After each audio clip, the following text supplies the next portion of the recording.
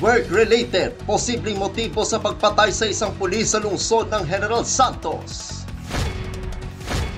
Adjusted working hours para sa empleyadong Muslim sinusunod ng City Government of Kidapawan sa panahon ng Ramadan. Medical at dental mission ng lungsod ng Tacurong isinagawa sa Barangay San Rafael. Yan ang ulo ng mga balita sa Soxurgen Headliners.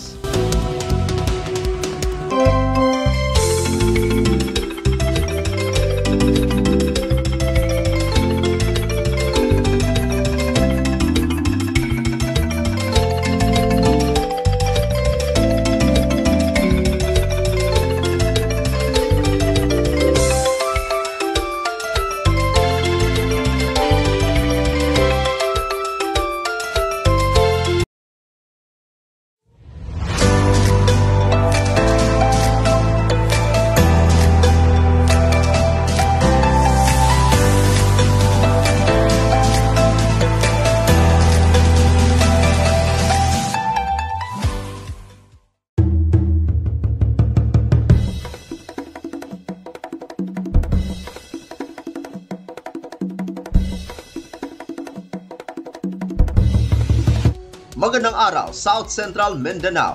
Narito na ang mga pangunahing balita sa Soxurgen Headliners ngayong Marso 12, taon 2024. Work-related, posibleng motibo sa pagpatay sa isang pulis sa lungsod ng General Santos. Narito ang ulat. May kaugnayan sa trabaho ang nakikitang motibo ng kapulisan kaugnay sa pagpatay sa isang pulis na unang pinagbabaril habang ito ay nakasakay sa kanyang motorsiklo sa kahabaan ng diversion road na bahagi ng Barangay Apopong, lungsod ng General Santos, dakong alas 6 ng gabi noong ika-10 na Marso taong kasalukuyan. Sa pahayag ni Police Colonel Nicomedes Olivar, Director ng General Santos City Police Office, kinumpirma nito na posibleng may kaugnayan sa trabaho ang motibong pagpaslang sa biktima na si Police Corporal Ricky Mendoza Gomez, na isang intelligence operative ng Carmen Municipal Police Station sa lalawigan ng Cotabato. Aniya, dahil sa uri ng trabaho ng mga operatiba, hindi umano may iwasang may makabangga ang mga ito, lalo pa at delikadong mga tao o kriminal ang mga kanilang tinutugis. Subalit hindi naman aniya isinasantabi ng kapulisan ng iba pang mga anggulo kaugnay sa pagpaslang sa biktima. Matatanda ang agad na ipinag-utos ni Olivar ang hot pursuit operations laban sa mga sospek, kung saan mas mahigpit na security measures ang ipinapatupad sa buong lungsod, kabilang ang paglalagay ng mga choke points sa iba't ibang strategic locations. Sa kabila nito, tiniyak naman ng direktor na nananatiling kontrolado ng lokal ng kapulisan ang seguridad ng lungsod at nananatiling ligtas ang pamumuhay ng mga mamamayan.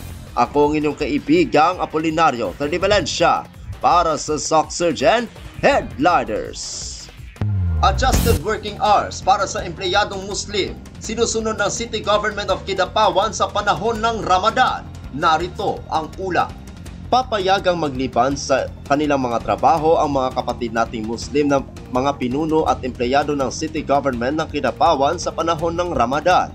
Simula ngayong araw, ika-12 ng Marso taong kasalukuyan, alas 7:30 ng umaga hanggang alas 3:30 ng hapon ang oras ng kanilang trabaho na walang noon break para mabigyan sila ng sapat na panahon na makapagdasal at magampanan ang kanilang mga tungkulin na isinasaad ng rehiyong Islam.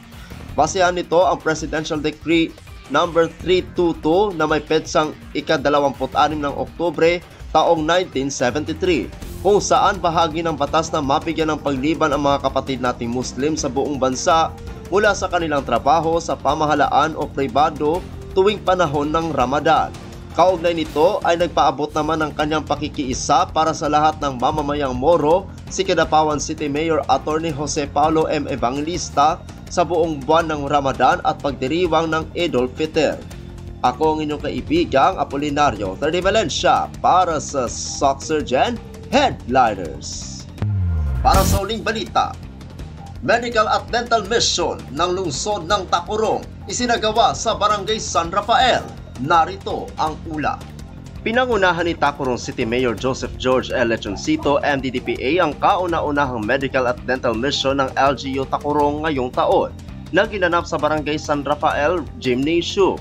Bilang isang doktor, personal mismo ang alkalde ang nagsagawa ng pagsusuring medikal sa mga pasyente mula sa bata hanggang sa mga nakakatanda.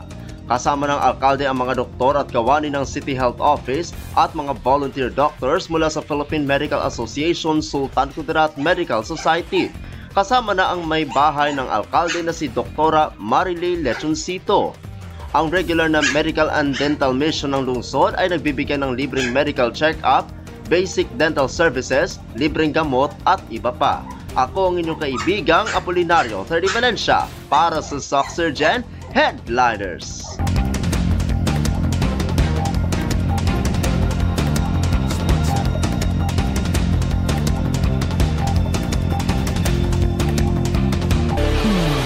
At yan ang kabuuan mga balita sa araw na ito. Mga balitang kailangan ninyo malaman, balitang walang kinakampihan, mga balitang totoo, mga balita may dalang aral at inspirasyon. Ito ang Soxurgen Headliners.